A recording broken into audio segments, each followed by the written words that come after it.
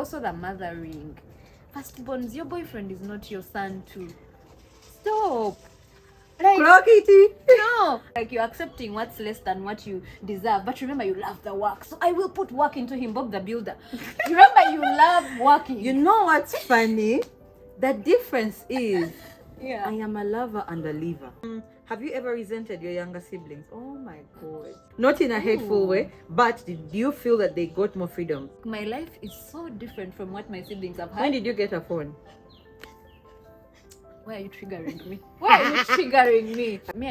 I like to talk about things when I've solved them. Like, why am I telling you about my problems? Why am I showing you my vulnerabilities? I need to first get this out of the way, then I can tell you. Oh, remember the other thing that... Yeah, by the way, I was dying. Remember the other week when I've taken myself to hospital before. Yeah, same.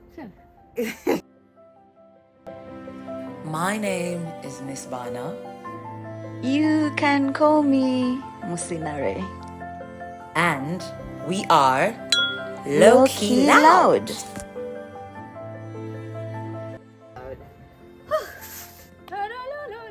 That's so hot. Yep. Welcome to another episode of Lowkey Loud. My name is Bana.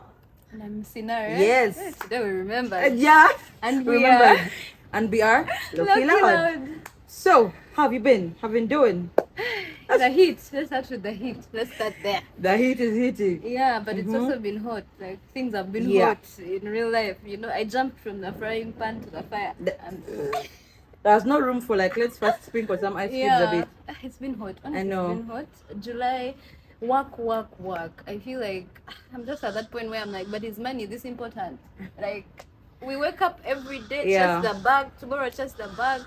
I think me right now I'm just looking at ways how in the next 5 years I can have like more time to myself, because I'm just realizing like, what if I died now? I'm working. That's a valid question, honestly. That's a very valid question. Yeah. I feel like the more you grow, the more chances you have of being what do they call it? Of looking for the important things, and sometimes being in a rush is not that important.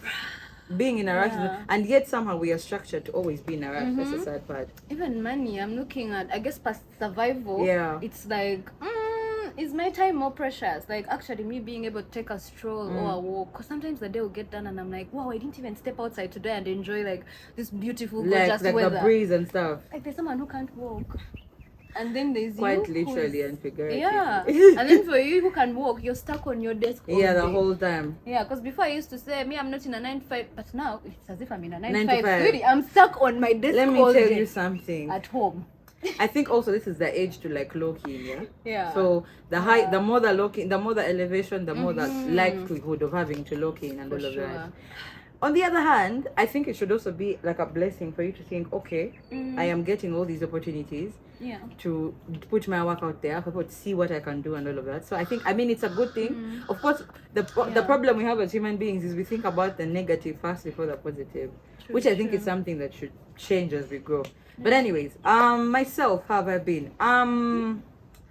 First of all, I'm grateful for life.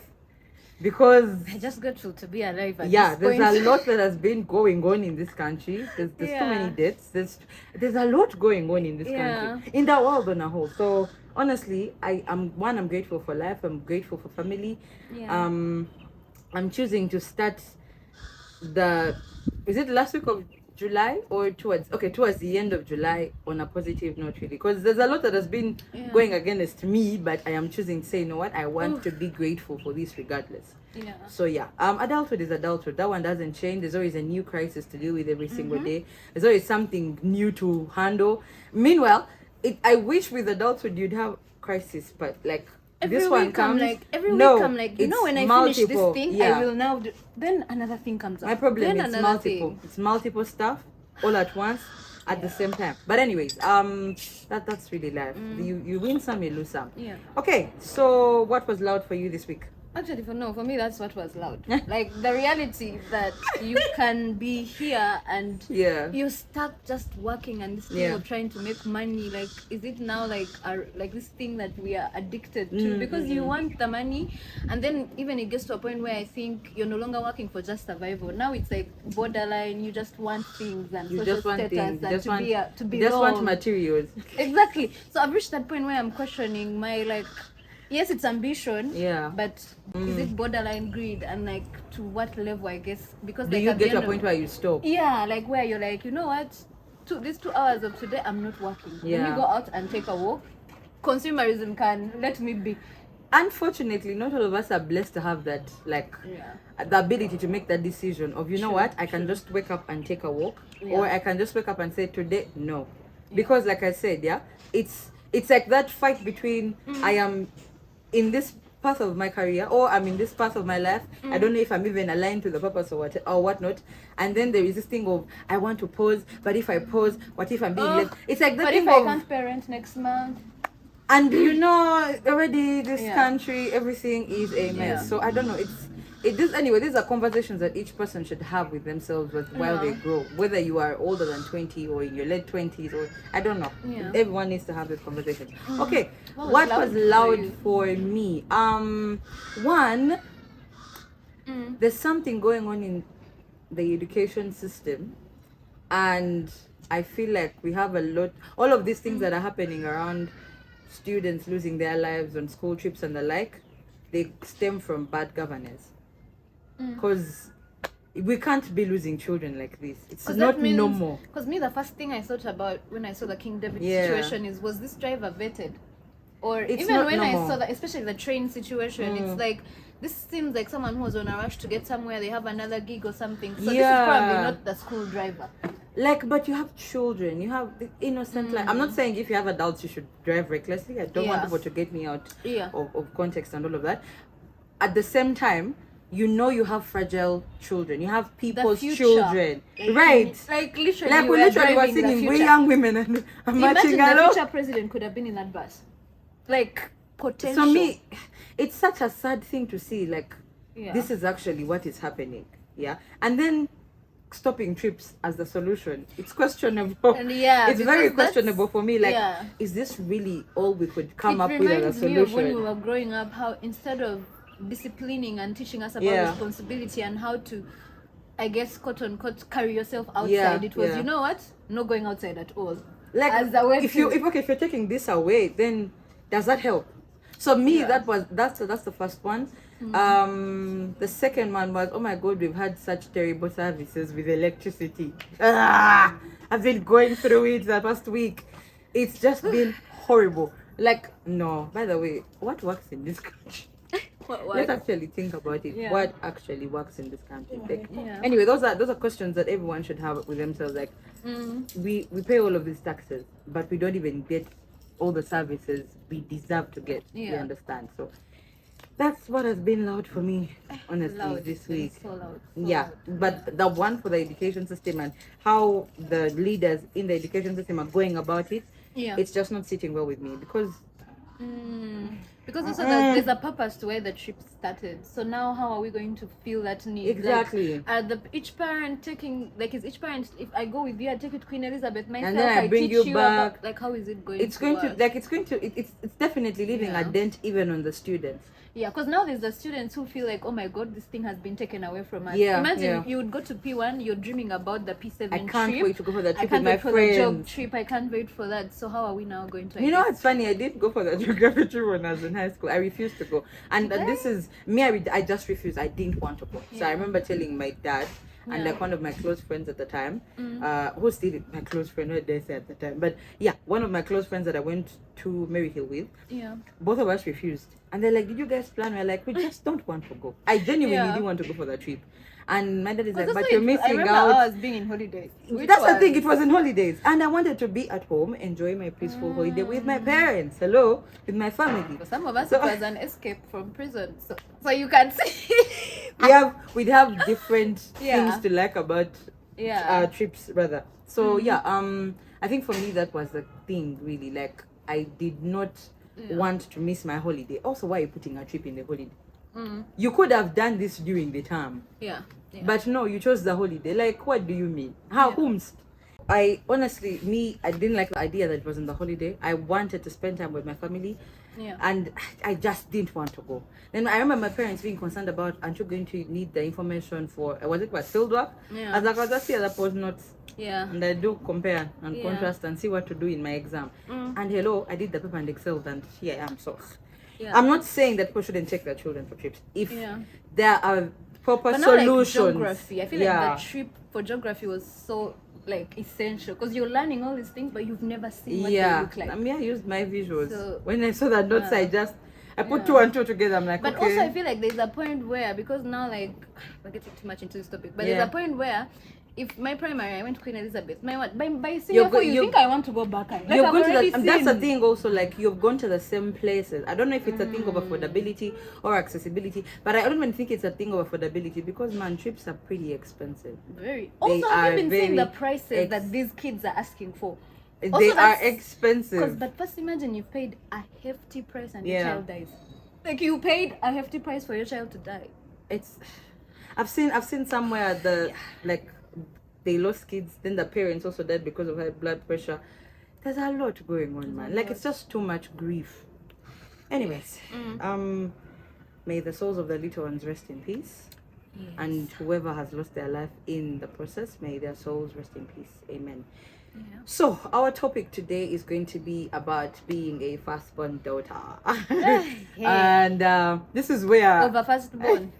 The life of a firstborn, what it means to be a firstborn, identity crisis, family dynamics, understanding love and relationships as a firstborn, understanding friendships as a firstborn, understanding yourself as a firstborn daughter, career as a firstborn. We're speaking for firstborn daughters. I don't want the men to come for me like, hey, but it's talking about the girls. We are speaking for our experiences. I can't speak for what I'm I can't start speaking on your own experience. Saying, you know, last borns, this is our experience. No, it's like me coming to talk about marriage when I'm not married. I have no business. Like there are some things, some things unless you experience them, you have no reason to speak about them. So today we're talking about firstborns and everything to do with firstborns. I'm a firstborn daughter. I have 3 brothers. Yourself? Myself, I think same as you. I'm a firstborn. Honestly, now I'll just say I'm a firstborn of many children. Just because my mom's side I'm the firstborn, my dad's side I'm the firstborn, so much, but I'm just the firstborn. I'm the firstborn, and also with being a firstborn to someone who is a firstborn. So my dad is a firstborn as well. Same, my father is a firstborn. And I feel like I just started realizing that dynamic is very it alters things a bit. It is difficult. So, it is very, because you now see how you've said your father is a firstborn. My father is a firstborn too. So sometimes I see myself in him and I don't like it. Because like this is a mirror I do not like at all. So let's go to the first question. What does it mean for you as Tina to be a firstborn daughter? What does it mean to you? Okay. I think obviously the first thing that comes to mind is like a leader. Like when I think about the dynamics with my siblings, just being a firstborn, it has always been, that the way you perform in class, everything is kind of like you're the leader, you're the sample space. You're the sample space. It's crazy. Yes, because you're but pretty much you're the sample space. We are the sample space. Yeah, like we are where people come to try out things. Yeah. Also, like the other thing that stood out for me, there's a video I was seeing recently, and they were saying if you're a firstborn, your parent has never been a parent before. They're learning on job with you. Yes. So it's like you're really it's like going to the hospital. I wanted to say it's like going to the hospital and being treated by an intern, but interns are the ones actually treating that's people. Our reality. But so it's really like this is the first time that they're doing this thing. So you're the one that they try things on. How does this style of discipline work? So I think for me, but most times it meant that exemplary. Like I felt like there was this. It's not a weight, but this. It's a weight, though. It is a weight, anyway. It is a weight. The need to be exemplary for your siblings because you're the first one. Like you're the oldest one. If they are not there, you're the one who's in charge. You're making sure everyone is. What about you? I mean, it's pretty much the same thing. You have to be a leader. You have to be exemplary. They've set a particular standard while they are parenting you. Yes. Honestly, it's pretty much the same thing. Like I'm thinking about it, and I'm looking at my experience from when I was born till now, and the expectations I've had to keep up with. Yeah. And you. And yeah, it's unfunny. They would stop in childhood. It's unfunny. They don't. They don't stop in childhood. They just actually grow They accumulate. bigger. They accumulate. Yeah. The older you go. Because why am I my brother's therapist now? You get to a point where you are your mother's unpaid therapist. You are supposed to understand your father. You're supposed to understand your siblings. You're supposed to understand yourself. Yeah. You're supposed to raise yourself. It's a lot. Yep. It's a weight. It's really a weight. So I'd say we share pretty much the same thing. Yeah. Okay, next question. Did you always feel like the eldest? Was it just a thing of like, I actually feel the eldest because I was born first? Yeah. Or is it that I had to step into the shoes of being born first? You know, they're two different things. Yeah. I think for me, because the gap is so wide, already it was kind of obvious because I'm like 8, 9, and this is a newborn baby. Okay. The person that follows me is like There's maybe almost definitely 10 a years difference. younger. Yeah. So I think for me it's always been obvious that I'm the oldest, just because it obviously looks like that. But I guess now, like you've said, now when physicalities are no longer the same, because now my brothers are all bigger than me and all that. But I feel like there is some form of authority, and I don't know whether it comes from experience, and I just see the way my brothers look up to me for, like, even if it's a simple decision about like it's what a should blessing the and maid a cook. curse. Even if it's a simple thing of like we're home alone, what curse. should the maid cook? Tina will know. So there's that form of like, I want to say so I would say a bit of both. I think same, honestly. I think I've always felt like the eldest. Also, that reminds me of a time when I went to like one of the primary schools I went to. That was Nakasera Primary School. I was in the same school with my brother. Even in nursery itself, I've never had that experience. It's not fun. It's not fun. Like that experience of my baby brother is on the day of my class. Yes. I didn't. Okay, now that I'm older, it's not fun. Yeah. At the time, I wasn't those siblings who hated being in the same school with my brother or with my sibling, really. Yeah. So when we were in nursery school, we were in the same nursery school, Christ the King Nursery School. And we used to go together, and it always felt like, even without being told, I was my brother's keeper. Yeah. Do you understand? Where is his set? Where is his pencil? Where is his set? Where is his pencil? Where is his book? Mind you, we have our age gaps are not that crazy. So we have a 2-year age gap. Then we go to Nakasera Primary School together. I think when I was in P3, he was in P1. And there was always that thing of like, now he was a bit, I've always been like structured. Like, that's why I struggle with like spontaneous things of like, let's just do this out of the blue. Yes. Do like we have where to stay? I have to think, you have where to stay. Can we plan? What are the logistics?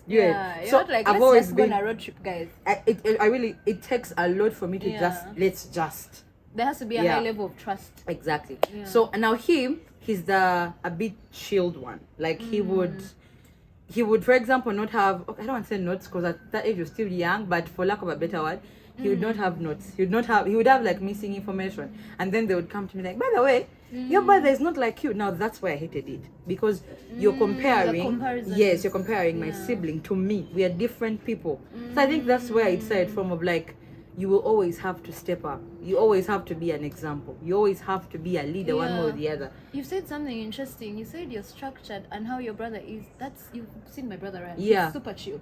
Now I'm wondering if our structuredness and their chillness is a result of the dynamic. Do you think he's more chill? Because for me, when we were that age, there's no one all that throw that. There's no that shadow or like there's that cover that we've provided. And for them already. they do. So for them they have the freedom to be chill.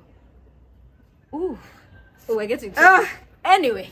Next question, because my brother is chill as well, and I wonder if it's because he's never had and we to have show such a that crazy sense of urgency. Like, if I need to do this, I need to do it now. Yeah. But my brother will among the three, there'll be that thing of like, let's first take our time. Me, I'm like, let's do this and get it out of the way, because I have other things to worry about, other things to think about.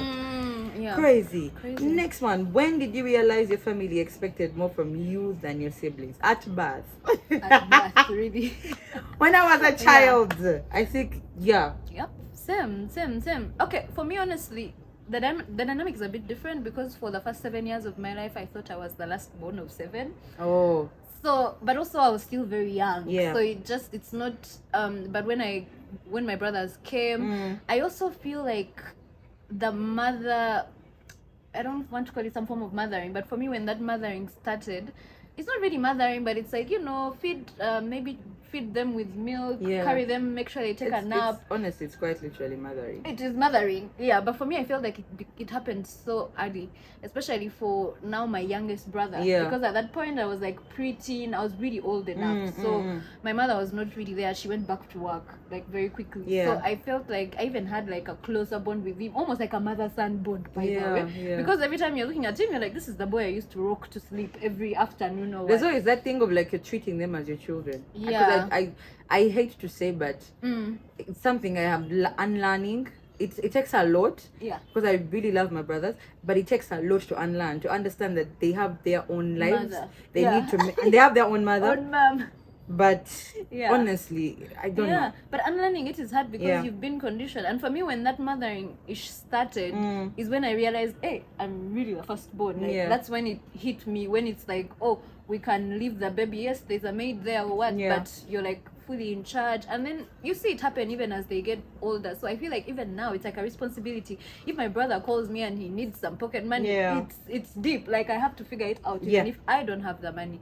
So I wonder though if that was us just being like adultified so quickly. Like, should we have just been children who are not worried about, is the milk warm enough for Ray, or is that, Yet we're also children. yeah, because Because why am I paying for your mistakes? yeah, so yeah. Oh my Crazy. god, I'd say like, but I pretty much share the same sentiments really. So I'm not going to repeat that one. Let me move to the next one. Were you raised to be a child or a second parent? Think about if you are expected to babysit, mediate fights, or take responsibility for your younger siblings, and how do you think that has shaped who you are today? That's a very loaded question. But just coming from where we were coming from, I feel like I joke about it, but when I was younger, my timetable, I had a timetable, so I've always been this structured of chores to do at home, like washing dishes at 8. So taking care of my brother was a part of that work routine. So I feel like from the beginning, just from my young age, I learned how to take responsibility for other people, which, like we've said, it's not necessarily a good thing, but now as an adult, you actually, I think it's made me an accountable adult. Like I'm very self-aware of like other people and like what do they need. You know how you were talking about your grad and how you are, that's a firstborn thing, because you're always, also even when you're home, any guests come, firstborn, go bring juice, go do what? Go and smile. And I don't like visitors. Child, I don't like visitors. Like, me actually I do, and I wonder if it's a conditioning. Like I love hosting people, but is it because I learned how to host people at such an early age? Like the responsibility of, we have guests, they need what to drink, they need maybe put for them over news, over they need what. So I feel like it's a double-edged sword. Like it's both given me qualities that make me this ambitious, hardworking woman and what, but also like what it has made you very, what's the thing, self-reliant, that you don't know how to depend on other people. Because I'm so good at thinking I'm the only one in the world. Like I can do everything. The only thing that stops me is strength. Actually, if I had physical strength, I don't know. You do doing everything. You do running this country already. But that's not a good thing, you know? It really isn't. Yeah, it's not. So because you're supposed to use community around you. Yeah. That's something I'm unlearning, really. It's taking me a while, because I also, if I have to ask you to do something, then it defeats the purpose. I have to first figure it out myself. But do you think that comes from, because now me as a firstborn, most times when people need my help, they don't need to ask me, because as firstborns we pick up things so easily. So do you think it comes from you not seeing how for them they don't understand that you need the help, which for you pick up so easily? I think so honestly. Yeah. Anyways, now to answer that question, because it's really loaded, I'm looking at it and hey, were you raised to be I feel like I've always been a second parent. We've always been the parentified children. Especially being a girl. Yes, we've always been the parentified daughters. So there's that expectation of us to be nurturing. Yeah. So I think boys do that too. Like, honestly, I think the dynamics for firstborn, I mean, I've seen my father and he has carried everyone. Yeah. And unfortunately they don't even have that sense of gratitude. So I don't know, honestly. Do you think for the firstborn man it's mostly financial, but for us it's both financial and emotional? I want to believe so. Maybe we'll have a firstborn guy on, but We should, and then we see what their perspective Yeah, is, that just to would see be if it's nice. the That would same be or it's really nice. completely different. Now me, I believe, yes, I've been a second parent from way back. I've been the parentified child. I've always been expected to mediate fights. I've always been expected to take care of situations. I've always been expected to have solutions. So Yeah. it reminds me of a time when we were younger, before my two other brothers were born. So it was myself and the second one. I'm keeping the names out because my brothers have not authorized me to give their names out here, and I have to respect that boundary. So Yeah. we were staying in, I'm trying to remember the place, I can't remember, but it was way back when we were younger. Now at the time we had one of my mom's cousin sisters was our neighbor. Yeah. So we go and visit, like it was, our home was here, and then this is before we moved to a different place, but we used to stay like here, then walk like a distance, and it's like there, like just close. yes, like opposite. So we go see her what, and you're at auntie's place, they give you food. We Yeah. eat the food, mind you. They've told us not to eat in people's homes or at people's homes. We use Yeah. the right preposition. Yeah. So when we come back home, my dad and my mom asked me, did you guys eat from there? We're like, yes. They're like, Kawa, so what you're going to do, you're going to go shower, you're going to eat the food here, and each of you is going to get cane for eating at so and so's home, because we have trained you not to just eat at anybody's house, for whether they are a relative, whether they are a family friend. Like, you should have that respect of Tomana Garia for. Yeah. Now this is where it gets twisted. We showered, we ate, showered. They're like, even the chicken here, you'll eat it. So we showered, then my dad put us on different beds. I went on one bed, lay down on one bed, my brother went down on another bed. I got more canes than he got. Of course, for being the firstborn. Because I should have known better. I should have led him. I should have But told you're him. just 2 years older than him. Well, exactly. But I'm you also should a have child. known You better. understand? Yeah. And mind you, I love my parents very much. But like Yeah. sometimes when I grow up and I think of like the fact that I'm grown up and I think about it, I'm like, this is strange. Why was I getting punished for being the older one? Yeah. Like I should have known better. I should have made a better decision for myself and for my brother. So it kind of has shocked me in a way of that. Now in the next situation, you're striving to know how to do better. Like if before I fail at this, I should have a solution for it if I fail. You understand? Ooh, that's so much pressure for a yes, child. you're setting up unhealthy expectations for a Yeah. child. You Yeah. understand? So, Yeah.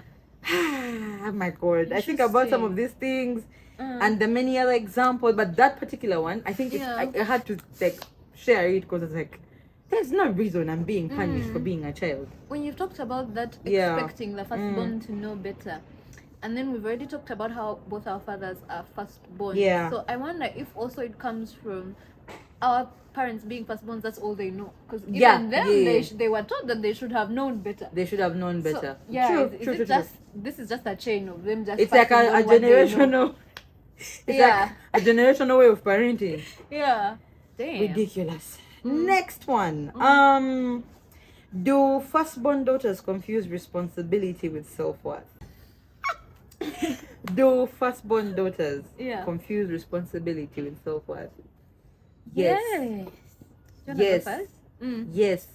Because who are we if we are not being responsible for the people around That's our us? identity. Who are we if we are not being responsible for situations that, by the way, we didn't cause? Who are we if we are not being responsible for the outcomes of situations we did not cause that have nothing to do with us? So, unfortunately, our whole identity is being the fixer. Oh my God. Yeah. But it gives us so much though. It satisfies us because we've gotten so used to doing it. Because it's all we know. it's all we know, but also that is how you feel like someone is showing you that they need you. That's your idea of what love should look like. Ooh, love That is for why- us being needed is what Exactly. love That is why we also for struggle us. to ask for help. True. Oh my God. Yeah. Because the idea that I have to ask, like I said, it already defeats the purpose. If you look at me and you think I need help on something, mind you, people don't read minds. But also because we are used to reading Because minds. we do. Yes. We try so hard to read We are minds. such observers. We are trying Yeah. to, okay, he's not okay. What am I needed You for get- here? You're always looking for an opportunity to be needed. for us, the thing is, our self-worth and responsibility are like this. And it Yeah. takes a lot for you to unlearn to say, you know what? I am more than just showing up for people or being responsible for other people's emotions and needs and wants and all of that. Yeah. That's where the issue is. I think there should be free therapy for firstborn daughters. I think it should just be a center. We should start one. Should be a center where firstborn daughters just say, I am booking an appointment to just walk in and cry and go back home. Or like a support group, you know? You get? Because we need to like unpack some of these things. We are carrying a lot of stuff. We are really, really carrying a lot of stuff. I'm going to double it down and like add this to that question, yeah? Do you as Tina, do you always feel guilty when you're resting? Do you always feel guilty when you're resting? Honestly, yes. Like for me, there's a part of me, I don't know if it's conditioned in like the way we grow up, but for me, the house that I grew up in as a firstborn daughter, I couldn't, for example, still be in bed past 7 a.m. That was not acceptable. So now, I've reached a point where every morning you're supposed to wake up and make yourself useful. Even if there's nothing to do, find something to do. Have the windows been polished, repolish them, and so it was like that thing. And I find myself sometimes when I'm supposed to be chilling, even it could be a weekend and I've been, even just like the way I overworked myself last week, I had been shooting all week. So on Saturday I was supposed to sleep in and just relax. But no, I had to find what to do. Just because there's a part of me when I'm not doing anything, I feel like useless. You know how you talked about the self-worth comes from me having what to do. So what do you mean I'm here and I don't have what to do? Who am I if I'm not needed? I am struggling with that because I'm still on like my summer break. And there you are finding what to do. Shit. And you know what's funny? Things have found me. Yeah, there's always like I'm there reading emails. Of course. And I'm like, I told myself I'm going to bed road. I want this particular summer because most of the times in the summer, yes, most of the summer I can chill in bed for 2 hours, but after 2 hours you're gonna need to. My brain is thinking. No, I'm awake at 3 a.m., 4 a.m., 5 a.m., 6 a.m. I also struggle with insomnia. So at the time I'm awake, right? At the time I'm awake, I'm like, okay, which opportunity can I add to myself? What can I do to be in a better place from now till the next, I don't know, like 2 months? It doesn't help. Like, and then also, I think seeing that most of us have seen our African mothers not rest. Just sitting there and doing nothing. I'm like, is there something I need to organize? Do I need fold clothes? Is there someone I need to? Because there's also a way that there's the way like we've there's a way suffering is like glorified in African society. If you're seated, then also even like just laziness. I don't know if there were those comments from women back then, but like every moment I'm sat down and relaxing, there's a voice in my head like, you are a lazy girl, and yet you've put in the work, like you've been working. You're like, I deserve to actually rest. But that just voice in your head like, no, now you're being a lazy firstborn, you're seated, you're sleeping, you're chilling. Time is going. Your legs are up. Time is going. So honestly, the woman, the bed, the rest of the future for you. I've been thinking, I've never fully gone on like an adult vacation, but I wouldn't know what to do with myself on vacation. Like you're telling me, I'm just supposed to chill by the pool and not just check on my phone and stuff. Yeah, because me, I have both paid and unpaid work. So when I'm done with paid work, there is unpaid work to be done. So now, how do you tell me that I could just sit and chill? It can't happen. Like I can't imagine it. But when I go, when we go, we're gonna be updating you on our vacations. Because honestly, I think that reminds me of a time I did like a solo trip. I think that was like 2024. I usually like to do solo trips every year. Yeah. I think 2024. It was like the first time I said I'm going to just sit by the water, read a book, take in nature, like that, take a walk. It was different for me because then when I actually dreaded coming back because I was like, here comes the responsibilities and I'm back to them. Now the next one, this one connects to the next question. How has being the firstborn affected your career and ambitions? Now the sub questions under it, because I want to put it together. 1, do you feel pressure to choose a safe career? 2, are you choosing your own dreams or trying to make your family proud? And 3, have you ever felt like you can't afford to fail? Hey. You wanna go first? Yeah, so I think for me, honestly, it's been a transition. I think at first, from the beginning, for people who went to school with me, I was amazing at literature. Everyone thought I was going to offer literature in my A level. It seemed like the obvious choice. Yes. But again, now we go back to that firstborn sense of responsibility. It was internal. I don't even think it was not from my father. There was an internal pressure of I'm leading the example for these boys. And then also the pressure, I guess, that comes from society. Also, when you're a firstborn girl that has performed well, I remember going to schools and the people in there were just like, oh my god, a girl like you who has done this well in sciences, why would you waste, all this knowledge? That's how you go to do sciences, sweetie. So I felt like if I passed this, and it felt like maybe I can't just I felt like I needed a safe career choice. So I was looking at something like medicine, like it felt safe, it felt familiar, it's what my dad does. I felt like, you know what, he'll be able to, even if at least I'll have like a gambano, yes. Like it's going to be, because I already knew what my passion was back then, but now creating content and writing, and it was so much harder to figure that out. And so I was like, I made that decision. And so I even went on to do a course like in human nutrition. But now me making that decision those few years ago that I made that transition, that was me finally, because I had to first remove myself from my family and first start like getting my own identity, like apart from being the firstborn or the oldest daughter of my father, who am I? And now I feel like when I started to understand who I am outside that, because also being a firstborn doesn't really let you get to understand yourself. You really don't. You don't have the time. You don't put yourself first. You don't have the time. I'm too busy making my brother's favorite juice. I don't have that time. Yeah. So it was just that. So for me, it's been a transition. I did have all those there was also affording to fail has never been an option. That one has never been an option as the firstborn, because imagine if you're the firstborn and what sort of example are you showing?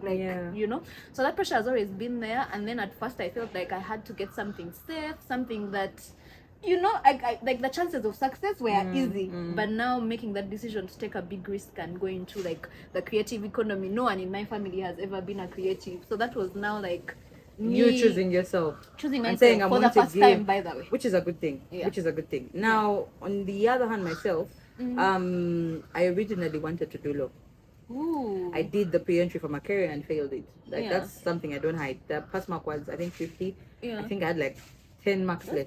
I've had 5 to 10 marks less. I was so obsessed with the law, literally. Actually, I don't even know. I'm looking back, I think I'm remembering as if you were into I was so obsessed with the law. My dad had bought me the Penal Code Act, the Constitution. I used to read those things religiously. Then I didn't pass the exam. Then I went to UCU. Did again, obsessed with the law. Did the pre-entry. They do both. The obsession, was it coming from a passion of the law, or again that safety thing? No.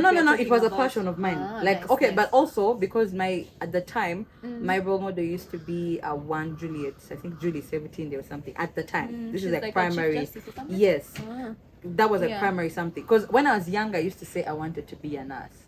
But now the nurse thing was associated to taking care of people. So it had, mind you, me and sciences. Please. No. So back to the uni story. So I do the pre-entries for UCU. They had both oral and written. Now in the oral ones, when I get there, they tell me you did well in the written exam, and we would like to admit you. However, we see you as someone that could do mass communication and journalism. I'm like, me, mass communication and journalism. I don't see it. They're like, we would like you to give it a shot. Interesting. I say, okay. So when the results came out, instead of giving me law, they gave me mass communication and journalism. Now, my dad is like, have you considered education? I said, me? Holding shock? Never. Can't be me.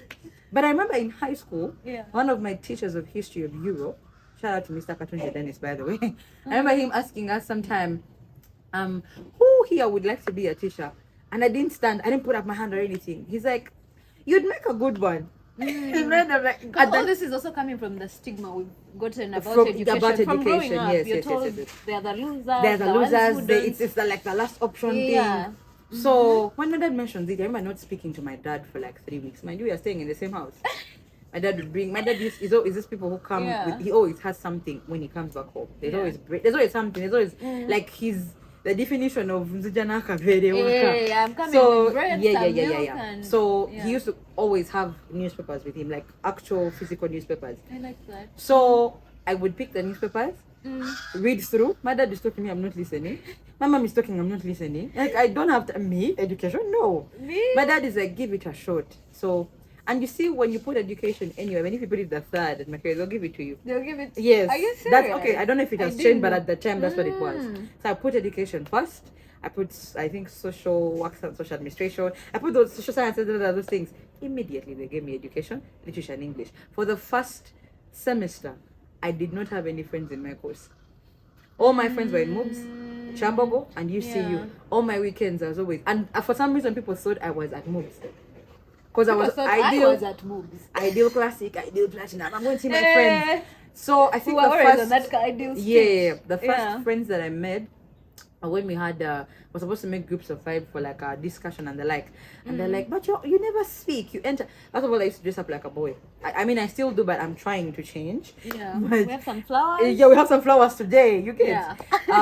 I used to enter class shorts, like baggy shorts, of course, Yeah. not like very very short ones, t-shirts, headsets in, sit at the back, study, go. Go out. Now, Yeah. when I'd have like, let me say Saturday classes, I would go to class, study, because I remember we had, I think it was English communication skills. I'm trying to remember what it was.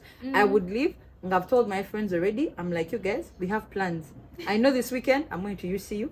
This weekend I'm going to going to- Chambogo. yeah. This weekend, like that. Yeah. Until I started saying, you know what, I need to find a way to fit into this. Yeah. You The think you hadn't beautiful, accepted? I hadn't accepted. Yeah. The beautiful thing is that I loved English and literature. So my majors were English and literature. So I started making friends in the course over time. But people would tell me, you don't look like you belong here. Yeah. You should be. Also, I was always with my friends at law school events. Manya, poetry. Do you get? Yeah. So there was always that thing of, you don't look like you belong here. And again, that comes from like that stigma of, if you're a teacher, you're going to be like this, what. So I think I start fitting into wheat Yeah. when I do my first school practice. I can count the number of times like I touched chalk. I can count the number of times, like, even my nails were done and everything. Because I remember my supervisor Because you saying, kept telling yourself, I'm not going to. yeah, I'm not going to do this for long. I'm not going to do it. Yeah. So I remember my supervisor saying, you're actually really brilliant at teaching. You're good at it. You have this thing of where you can influence people. You can speak to people. Yes. I'm looking at this man. I'm like, are you talking to me? Me. Teach. Yeah. Me, I'm just here for a good time. First school practice gets out of the way. We Yeah. do the second one. Now, where things take a turn, I got a retake. That this is something I think I've learned not to be ashamed of. Yeah, I but did. that's normal. Why would someone? I had the pressure of, you can't fail. Remember, we don't. We can't afford to. Yes. Pay, but it's just a retake. So I you get know? a retake. I get a retake. Yeah. This retake comes at a time where a certain lecturer refuses to give me coursework marks. Remember, if you don't have coursework marks, you can't graduate. So Oh, this I is go- graduation time This already. is towards Oh, graduation okay. time. I thought we were So- still in first year. No. Okay. We have moved on. We have done Yeah. school No, practice. a we retake teach here it is now. serious now. Yeah. So I remember at the time the person I was seeing kept telling, and they were also a firstborn. So they kept telling me, you don't have to have pressure for yourself and all of that. Now the beautiful thing is I made sure not to hide it from my parents. I told them this is Yeah. the situation. Because me, every time marks were released, I would show them, this is where, from first year to second year, this is what my results look like. From second year to third year, firstborn that you accept. yes, because I feel like you're paying school fees. I need to let you know. You Eh. understand? You need to. Because my self-worth is coming from passing. You need to monitor. Excelling. Exactly. So I tell my parents, I tell my dad and my mom, I'm like, this particular paper, this is towards graduation. Yeah. I was supposed to graduate with the group, in the period of people that graduated during COVID online. That was the group I was supposed to graduate with. Then I graduated. I'm glad I graduated But also, later. yeah. Because it came with, I mean, at the time The I felt scientific pain. graduation. It came with its blessings, to be Yeah. honest. So I tell my parents about it. My parents are like, no, you can do the paper again. What Yeah. does it take? Pay for the paper and do the it exam. again. Yeah. But my dad had told me, whichever paper that you fail and do outside of the scope of what I'm paying for, you will have to pay for yourself. Now, this is where I get blessed. I thank God Yeah. that I have been lucky enough not to sit in the pool of unemployment for long. So I'm there chilling. When I get, now the first place I get an opportunity to go work out as a teacher, my dad refuses. He's like, one, it is very far. Two, they are paying you peanuts. and I am not going to allow you to do that. My parents weren't in a hurry to chase me to leave home, to go and work. They're like, no, we are not chasing you. You are here. Do your applications. We shall also be looking elsewhere. Take your time. So that place that I had gotten, it was like on a Monday. On Wednesday, one of my friends calls me. Hi, can you come tomorrow to this school, international school? Can you come to this school tomorrow? I'm like, but I don't have papers. No, come with what you have. Yes, come with what you have. Meet this person. They are trying to employ someone for English and sociology. That's when I get my first job. I don't have papers. I haven't graduated. Because I think I got the job in like, I think 2021. And then I graduated in 2022, May. So I was able to pay for the paper. You get. Nice. So I do the paper. I excel at it. I move on. And we continue working and all of that stuff. So I think also what has helped is with my career choices, I've always wanted to pivot. I kept telling myself, after this number of years, I'm getting out of education. I don't want to do this anymore. Then the more I started doing it, I'm like, okay, there's a gift here. Like, teaching is actually a calling. Because let me tell you, because it's the biggest calling. Let me tell you something. Having the patience to deal with children that are not yours, parents, I really think teaching is a calling. And even if I don't stay in the classroom for long, even if I stay, like say, in a leadership position for teaching, and it's still education, I still think it's really a great calling. So it is. That's how I end up with education. I got to a point and I'm like, I don't even want to do law anymore. I'm not interested. Because also you've seen lawyers' lives right now. Would you swap lives with a lawyer now? No, thank you. The pain they go through in LBC. Because I also had like a phase of wanting to do law. Like when I wanted to do literature, I was looking at, obviously you're trying law to see and what looks serious. But I knew I wanted to be a writer. I knew I wanted to be a writer.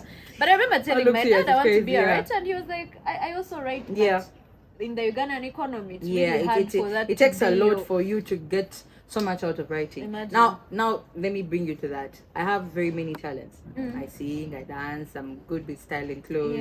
I write, I do poetry, I do poetry, all of those things. Anyways, so I have all these talents. So I think there was the struggle of like, now am I going to just be one person? Because I'm a jack of all trades. So of many trades, sorry, not all. Forgive me. Exactly. So am I going to abandon this? Am I not going to pursue this other thing? You know? So I think there's been like that conflict of, I don't want to get old and have regrets that, I didn't pursue this, I didn't pursue this. That's now, I think in my older age, I'm not that old, like 25 and above, because I'm in my late 20s. So 24, 25, I was like, you know what, I have to make the decision to try and put myself out there as a creative that I am. Now that itself is also a lot of work. Just even making the decision too is a lot of work. So that's what it has looked like for me when it comes to my career and the like. Okay, this one we are going to is a bit... wait, before we go on, do you feel like, because for me, I feel like as much as it has its there's some negatives, overworking and over pushing. But for it's me, like everything that is defined by firstborn daughter is work. Right? Like it's overworking yourself and again getting satisfaction from the work because you feel you're needed, and then but for me I feel like to a certain level, if I wasn't a firstborn, I don't know if I would be where I am at with my career. I feel like it has like pushed you to have better work ethic. It has in the work ethic way. Like I don't have a lot of issues in that side. I'm very determined when it comes to work. But now tell me we are friends, let's find a day to meet. Like those other simpler things about life. It's like I would rather you tell me to make a report about. Let's first see what are you doing on Wednesday. I have this thing. What are you doing? By the way, even adult friendship, that will be a whole conversation on its own. But for me, I feel like on a wrap up, it has like for the most part, I think it has helped me work wise. Like that's the only side where it comes in. I think so too. I think as well myself something really. Because also at the same time you can't afford to slack and be lazy. No. That's not allowed. You can't afford to be like that's slack. Not allowed here. The thing is, it's either you're performing or not. So the problem with that is that you can go from overly performing to underperforming. There's no like balance. There's no. It's always like the extremes. I think that's the thing I worry about it really. But I think as you go as a firstborn daughter, you find a way to learn and create balance for yourself, because no one is going to create it for you. So okay, next one. This is a bit on relationships. Okay, Does being the eldest make dating and relationships harder? So one, you have to think about the fact is that are you always a strong one in the relationship? Oh. Two, is it difficult to let someone take care of you? And three, have you ever felt more like a manager than a partner? Allah. All these three questions are describing my last relationship. Like I've already shared that I was dating a last born. And I Oh, think the when you're a dynamics are firstborn, different. the Yes. standards you have first of all, like I'm just like, but why are you not thinking like me? Like why are you not? Yeah. You know, I found myself feeling like a manager, like I'm managing our time. We come to the dates, I'm managing where we are going for Yeah. the dates. As much as yes, he's the man, he's paying, but for me, you'd rather not pay if you're not going to. You know, You don't have, I like, told that you that rigor. authority. Yeah. That man thing, and it has to be calm, like I've said. But I think for me, I need your wanting to manage has to be more than mine, and Yeah. mine is already really, really high. So yes, I have definitely struggled. As much as being a firstborn has come in very handy at work, in relationships it's been a complete like sabotage because Yeah. just the being in a relationship and being a woman, those parts of having to be soft. Yeah. Oh, that I has am been on a a struggle. journey. Yeah. I am on a journey. You know, like 3 years ago, before I did my locks, Yeah. not only had I cut my hair, but I was fully dressing like a guy. There's a point where I had tapped out on this femininity thing. Like I had My chat. friends are always complaining. You're Yeah. such a beautiful girl. How about you dress up like a girl? I'm like, guys, have you it's more never done comfortable. makeup? It's more comfortable for me to be in baggy, but Yeah. also for me, it also comes from the fact that I feel like I grew up faster, having a curvy body and stuff. So for me not to be seen as prey, I would rather. Yes. Okay, You no, get but I it. can relate to that Yeah. actually because I remember even me, my tomboy phase came very early. But now, now that I'm even thinking about it, us not even having that time, you know, there's that softness that other Yeah. women have. Like, I'm getting ready, let me over, do a face bit. Me, guys, I don't have that time. Like, because for us, everything is, you know, what matters is the output, the work. You've said the first bit, then I remembered when I did the Malfi Day Club, the Yeah. branch that I did a couple of days. We're gonna back. put some pictures, guys. Yeah. I had my friend said we should try makeup. I'm like, no, let me give it a shot. I can promise you because the reservation was made in my name, so I had people's tickets. I was like this the whole time. Close your eyes. Okay, let me first be But I as want if to talk. this one is texting me. Let me first tell this one where I'm going. Okay, where have you reached? When you get, and then the person that was doing my makeup was like, you need to sit still. You need to relax. Yes. If I can't do my job if you're panicking. I'm like, okay, first give me a minute. Then she's like, okay, but man, you close your lips. I'm like, yeah, I can close while I type. As a first It born, was when you so tell me to hard. sit still, you're asking too much. You're of me. asking so much of me. I find it very hard. Now it's the same thing with relationships. Yeah. I've always had to be the strong one. Like, if you're breaking down, I can hold it up for the two of us. And me, I want to crack. So me, I I will don't- ignore my feelings. There is no time to crack here. Ooh. There's no time to cry. Yeah. The more you cry, the more we have less solutions. Yeah. We need to find solutions. Ooh. If we find solutions, the better we Yeah. solve whatever this is. And then the part of confusing love for being needed. Oh, because is that why? Okay, I guess now this might feel connected, but for me as a firstborn, I've always found out that sometimes the people I've dated in the past have been someone who needed a partner the most. Yeah. Like in a time when someone, for example, I have an ex who had a mother who was terminally ill. Yeah. So it's just such things, and I look back and I'm like, did this person love me or they needed a partner? And I was just happy to be needed. Oh, I was happy to be needed. I mean, part of being like you see the thing about love, yeah. Part of love is accepting that you'll be inconvenienced to show up for the other person. It becomes questionable if there is no reciprocity. I think that's where the issue is. Of like, I'm sitting in this relationship, I'm showing up for this person, but what am I can't getting even. back? 'Cause I'm giving and giving. Exactly, And giving. but me, I can't even share like the slightest thing about myself. I think that's where the problem is. No, true. Because me, I wouldn't have a Very problem true. with showing up for my partner Yeah. if they have major life changes and everything, Yeah. good and bad and everything, yeah. But my thing is, what about me? Can I be able to share with that person? Can I be Yeah. able to tell them I had a bad day and this is the reason? Because most of us firstborn daughters, we don't have the luxury of putting our emotions at the front. Yeah. You get.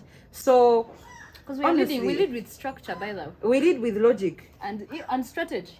And yet we are the most traumatized people, but we have to keep up a front of being responsible. No, you've talked about that, and I was thinking back at it and remembering just how I was so invested in, you know, like, okay, how is it going with the hospitals runs? And then I look back and I realize I also had a lot of shit going on in my life. But you never felt supported. No, I never felt That's like I could even open up about it.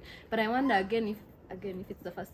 I think it comes from if that. I could come back in another life as a fifth born. They also, you know what's funny? Even fifth borns have their own struggles. Yeah. So No, I would imagine if I was a last born, probably now I would have issues with like leading, and I like to like chill. I think now you see, okay, because I have a last born brother who, of course, the traits are still there, but I like that I'm seeing him grow, mature faster. Yeah. But also, I've experienced a male friend who is a last born, but he behaves like a firstborn because he has had to take on responsibility from a very young age. So I think the dynamics are different, of course, yes, but each person, the way they are raised at home, it changes or shapes how they grow up and how they treat other people. Definitely. Yeah. So you'll find some last borns who can't make decisions on their own. They have to wait for somebody else to think for them. And then you find those who, let's find us, because for example, that friend of mine, he's one of like my close.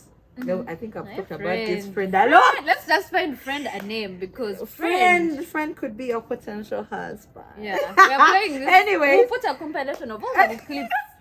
You want to remind me, like, you were here saying men are bad people, but there's this one friend. No, like for real, like he's one of those that are, for example, I don't like confrontation. I hate confrontation. It's one of the things that I have struggled with in relationships and friendships. If I do something wrong, or if you do something wrong to me, I will be trying to overcompensate to make sure the friendship relationship works. Yeah. So, or I will ghost. I am the queen of ghosting. Me and avoidance, we are like this. So I will just pack up my stuff, and it's been one of like those things I've had to unlearn with like our friendship with him, because like he will tell you, here we don't keep things. We talk about them, and it's like, man, that's new. Really I'm used to being the one to just listen.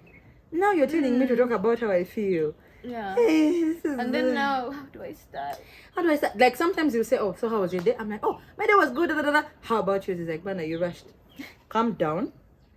Give me details. Yeah. What happened? How was work? Oh, I was saying, man, work was shitty, but we moved. He's like, I want to know what exactly made work shitty. Because now me, that's new. Yeah, that's very. Because me, I'm quickly saying, you know what? Don't mind my feelings. Let's talk about my yours. Don't matter. They don't matter. Let's talk. What about you? What happened about? Let me listen. I'll even say something. Like I say this a lot. Even with my friends, I'm like, "We've talked about me a lot. Let's talk about you." Right. So now, like, it's a lot of unlearning for me because I hate confrontation. I hate conflict. I feel like if I show up for you, it is better that way. If I listen to you, it is better that way. Now I'm having to unlearn. Yeah. Even with some of my girls, even with some of like my female friendships, they're like, no, Bana, talk to us. What is happening? There's a time something happened to my brother, and I like solved it without talking to my girls about it. So my girls, I talk about it after I solved it.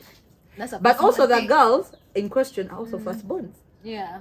So when I tell them about it, they're like, so why didn't you ask us for help? I'm like, because I figured it out. They're like, see, this is what, like, you need to understand we are like your sisters. Because I have only brothers. Like, biologically, I'm the only girl. Yeah. So we are like your sisters. We want to help and all of that. And I'm like, this is a new dynamic but how for do you me. Want me to... I wonder if that there's a put togetherness of being a firstborn. Yeah. That thing of where I like to talk about things when I've solved them. Like, why am I telling you about my problems? Why am I showing you my vulnerabilities? I need to first get this out of the way, then I can tell you. Oh, remember the other thing that... Yeah, by the way, I was dying. Remember the other week when I've taken myself to hospital before. Yeah, same. Without even asking anyone. Like, me most times I was tell my dad, some friend, there's a day I felt sick. And then some friend, I did speak about it. Some friend reaches out. Like, are you well? You've been quiet. I'm like, man, I've been unwell, but I'm on medication. He's like, what? And you didn't? You didn't tell anybody? I'm like, but I'm fine. Yeah. He's like, by the way, those are not nice manners. That's not nice. I thought he had moved on from it. So I meet him I think days later. He's like, by the way, that was not cool. He's like, I can understand if you take a break for mental health. But hospital? if you had died, God forbid, and then like we didn't even know she was in the I've had hospital. ulcer attacks in my house and I'm crawling on the floor. Mind you, I have a housemate. Yeah. But I'm crawling on the floor and I'll get out like nothing happened. I mean, me, I do it too, but me, I live alone at this. That's my excuse.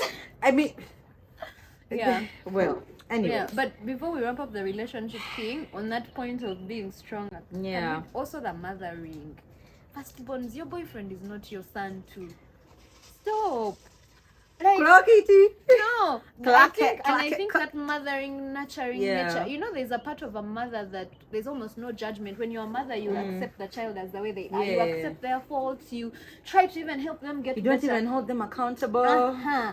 And then sometimes we bring that same matter into relationships. You're accepting your standards Yeah. are big, like you're accepting what's less than what you deserve. But remember, you love the work, so I will put work into him, Bob the Builder. Remember, you love working. You know what's funny? The difference is Yeah. I am a lover and a leaver. Yeah. There is no in between. Yeah. The moment I feel like I'm being exhausted, I am loved. That's the beauty about this whole thing. That's the beauty. I am loved at home. Yeah. Okay, now that I think about it, I I will think leave. now that's probably what for you helps you to, because Yeah. you're not holding on to this love. But imagine someone who, speaking for myself, coming Yeah. from the family background I had, romantic love was so important to me because it's almost all I Yeah. have. And so now, I think there are times when I felt like, you know what, he's a passion project, I will work on him because this is all I have. I don't have that backup plan of I'm going home. So I feel like sometimes as firstborn, you'll accept like things that are just way below what's for you, Below especially par. if you don't have that familial love. That familial love is so It's important important. It's because it important. gives you that self-worth and what. Now remember, if you've come, your self-worth is being needed. Now you're seeing some work to be done. Like, oh my God, he doesn't I think know how that's to- what helps. Like, okay, in the past it would be like, okay, let me first give the person a shot. Let me give him a chance. Also, we are Then too I'm like, yeah. understanding. Then, but now, Yeah. one small thing and I'm gone. I think it also comes from the fact that I've been single for quite a while. But one small thing, I'm like, please, Yeah. this is not my child. This is not He's my... an adult. He knows what he's doing. People know what they're doing. Ooh. I will leave. Yeah. Now, the next one is kind of like related to the relationship aspect, yeah? Mm-hmm. It says, okay, are firstborn daughters allowed to be vulnerable? No, we are not. No, we're not. From where? So here we are talking about emotions. First one, who checks on the person everyone depends on? And do people assume you are okay just because you're strong? Yeah, but guys, Yeah. yes. Yeah. Yeah. No, I agree. I think it's the same thing that we've just been Yes, talking about. it's pretty much the same thing. Because for us, vulnerability is a show of weakness. Remember, as the firstborn, being put It's together is risky. that's our MO. That's how we vulnerability show up. is risky, too risky. very risky. Yeah. Me showing you how I feel, my emotions, how Yeah. what makes me angry, what makes me excited. How dare you know? Right? How dare you have that access to me? That's a weakness. Like, how dare you know? You know? Yeah. How dare you know that when I get excited, or when I'm eating food and I love the food I have? How dare you? Too much How about dare you know me. that I get anxiety attacks? How dare This you is know why that I get? firstborn struggle Ew. with love, because love is about the vulnerabilities, and then it's like me. I've been raised as a soldier. How dare I show You you where I get- get my bullets from? That's too much information. I'm here always masked up, ready for war. Yeah. And then I'm telling you, Damn. so my heart feels like this. I remember the first time I ever cried in front of someone. I was like, ew, oh my God, I'm crying. Ew. And then I started making ratchet jokes, dark humor, dry Yeah. Like for me, Deflecting. humor is is one of my defense mechanisms, yeah? It's one of my coping mechanisms.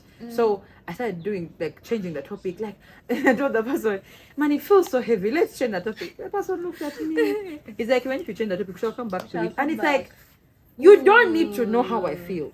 Because I've not been allowed to be vulnerable. Yeah. I remember, there's, on my graduation, there's so much I remember about things that have happened to me. Yeah? On my graduation, when my mom was giving her speech, she said something along the lines of, Princess is one of my most strong children. Hey.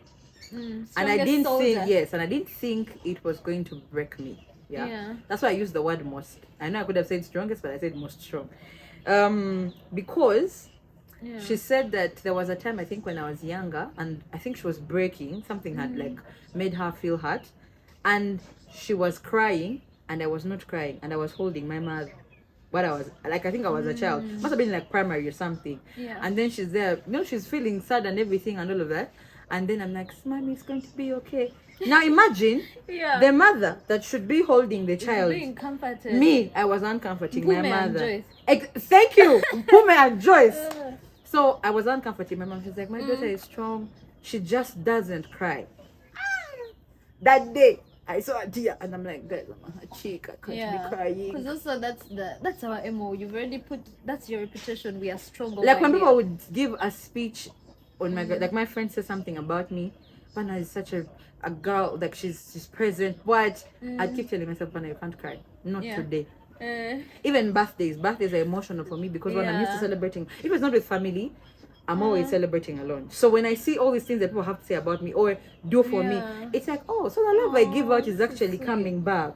But of course, that also it takes a lot for me to it has taken a lot for me to understand that the people actually value who you are as a person. They don't just and you don't need to do you. Work you don't need to do work. Yes, you don't need to do work. You don't need to be mother.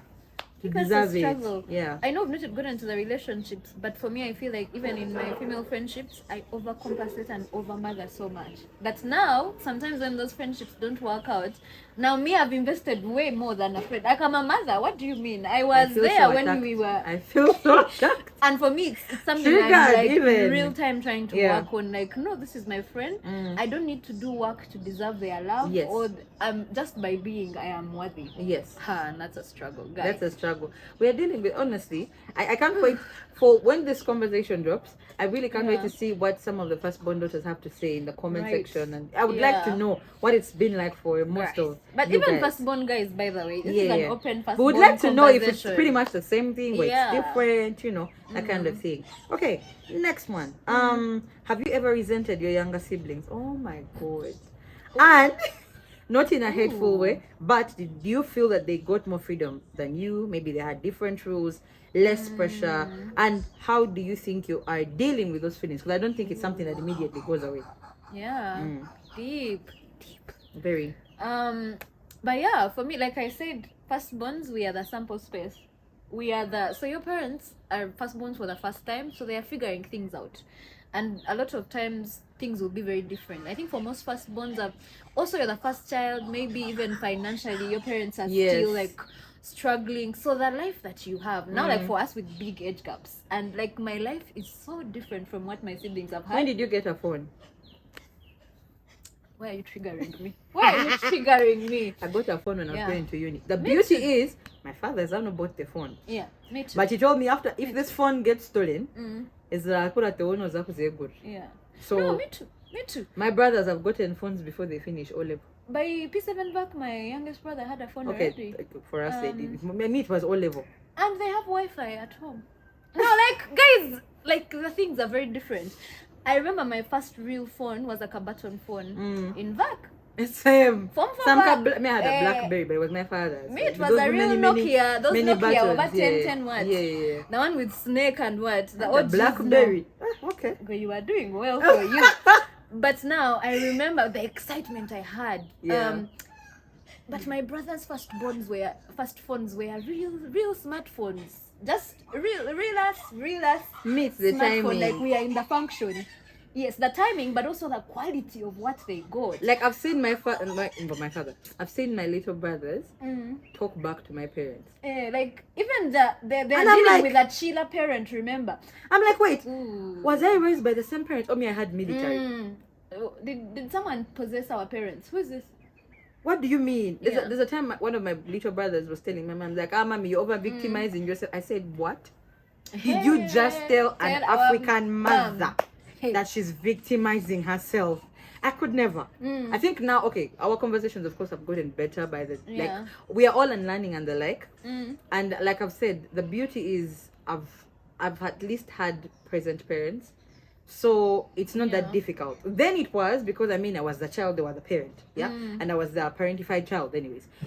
But there are things I see now, and I'm like, you're asking for all of this on your shopping list. Me, I have to make sure. I'm like, okay, do we need this really? Shopping. This is your upkeep, and you're complaining. I didn't even get a quarter of this. 100K is very little. Oh, yeah. Yeah. Huh? Yeah. And I feel like also even with that sample space Yeah. thing, I feel like obviously if you're a first time parent, Yeah. you know how you're very scared of everything. Like let the child go out, you're scared of everything because you've never done this before. So I feel like they are definitely stricter on Yeah. firstborns. There's like just way more not knowing what to do, and I know our parents at that point, that's that's the most that they know. Yeah. But there's way more fuck ups, for much lack of a better way to say. Did you with firstborns. I wanted to ask you about something. When you said they don't allow you to go out and all of that stuff, did you at any point ever get allowed to have sleepovers? Sleepover? What is that? Is it a new invention? I'm telling you, even getting a visitor was a problem. Tell me now. To this day, I cannot visit my uncles and aunties without my parents. It's that bad. Of like, Yeah. it's so difficult. I can make a phone call. I can text. I can do something with my aunt. I can, uncle. But also, to there are go also, there. it's also which uncles and which aunties. Because some uncles are questionable and some aunties, Yeah. So it depends on which ones. But like, even going to their homes, how do I go without my parents? Yeah. How? Yeah. Because it was not normalized for you when you were growing up. Or like, I'm going to an event. What were the common events at the time when high school? Bastin is a word. Yeah, I would just hear those things Manya as Baz hearing. Livers Rock. I didn't. Me even I would come and get- coaching. I was coached from home. Yes. Dining table. Like my friends, my mom would be like, oh, there's a teacher. They would call one of my close friends, Edna. But Edna is like my sister, and her sister Liberty. And they'd be like, hey, there's a person at home. Bijema Shomera. Now for me, meanwhile, Oh, there's a coaching, person at their home. Yeah. Let's go and that's the only person whose home I actually could go to, because Crazy. also their parents were strict, their father was strict. Yeah. So I'm thinking, I'm you're like, just guys there used to in go for the- events. Me when I come back from holidays, Mind you, I'm just there listening. Hey yeah, man, we just went hearing, here. I'm we like, went hey, here. I still don't know Barara, and I grew up there. I was just there I recently. would and leave them. Maybe realized he'll I don't get to know the anywhere.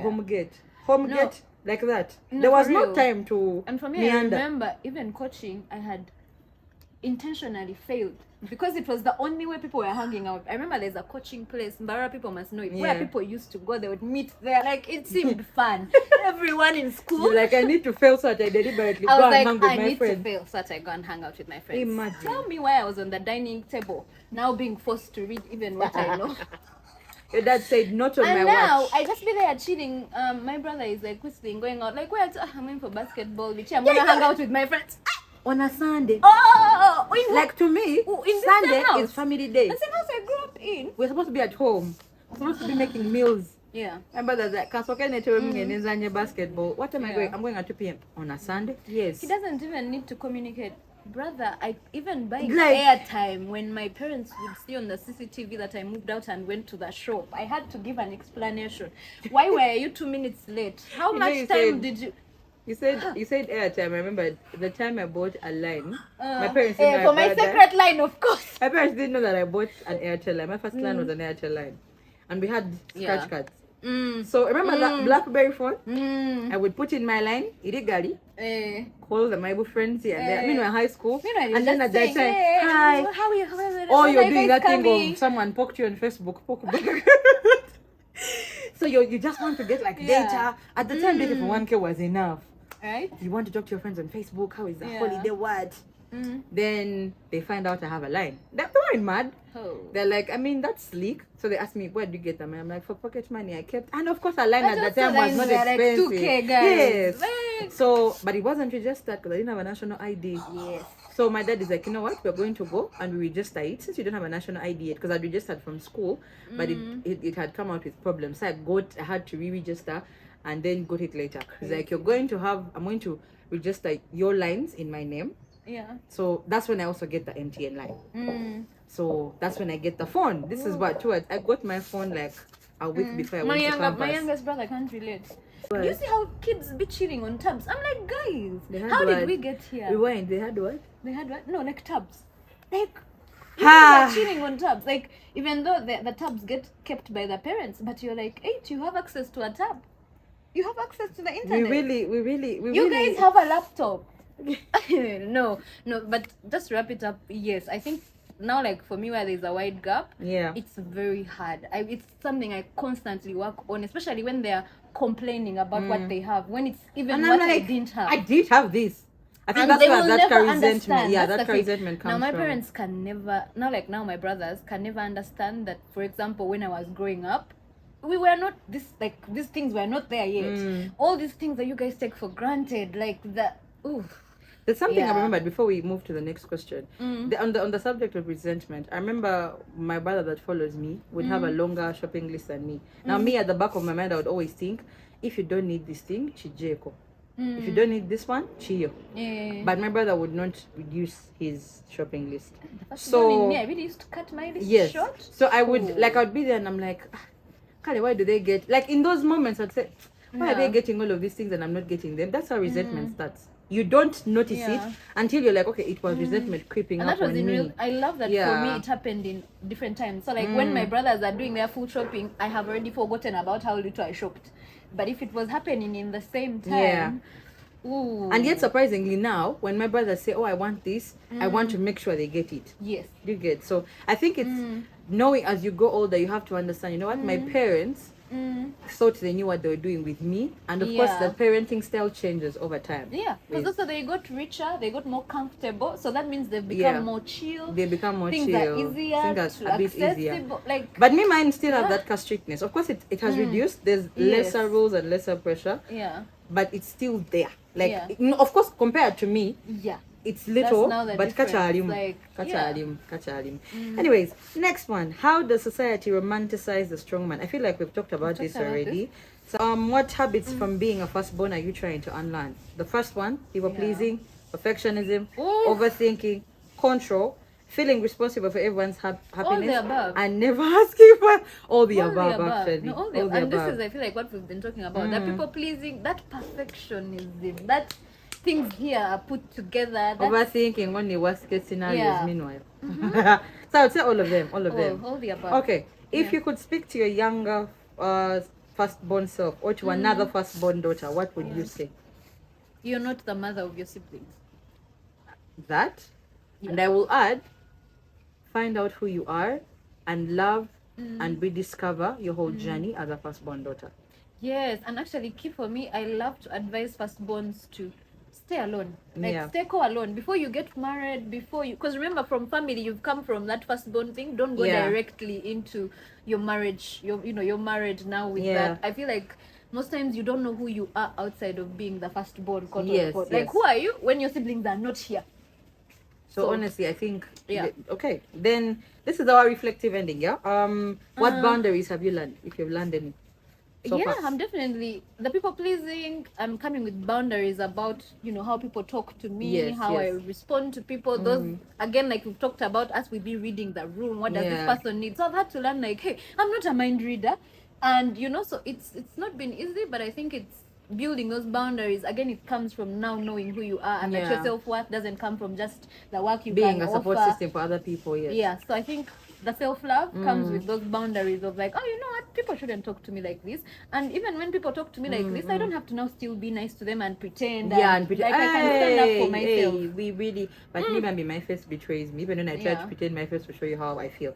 One of the boundaries I'm trying to unlearn is to understand that my siblings are their own individuals, and they must not, or they are not expected to also be like me or have a life that turns out like mine. Yes. So that is one of the things I'm trying to unlearn. Every time I think, oh, I have to do this for my siblings, what? Like my friends will tell me, but you need to understand that they have to make their own mistakes. They have to make they have to have their own lessons. They can't be you and you can't be them. So that's one of the things I'm really trying to unlearn. Yeah.